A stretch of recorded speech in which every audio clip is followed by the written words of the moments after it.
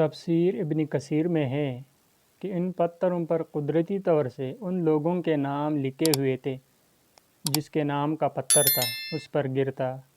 وہ مصلتوق کے تھے جو سرخی میں ڈوبے ہوئے تھے۔ یہ پتھر ان کے شہروں پر بھی برسے اور جو دوسرے دیہاتوں وغیرہ میں گئے ہوئے تھے ان پر بھی وہی گرے۔ ان میں سے جو جہاں تھا وہی پتھر لگنے سے ہلاک ہوا۔ کوئی کھڑا تھا، کوئی بیٹھا تھا، کوئی کسی سے باتیں کر رہا تھا، وہی آسمان سے پتھر آیا اور اسے ہلاک کر گیا۔ عرض یہ کہ ان میں اس زمین پر کوئی نہیں بچا۔ مذکور ہے کہ ان کی 4 بستیاں تھیں اور ہر بستی میں 1,00,000 آدمیوں کی آبادی تھی۔ ایک روایت میں ہے کہ 3 بستیاں تھیں۔ بڑی بستی کا نام سدوم تھا۔ یہاں کبھی کبھی حضرت ابراہیم علیہ السلام وعظ و نصیحت فرمایا کرتے تھے۔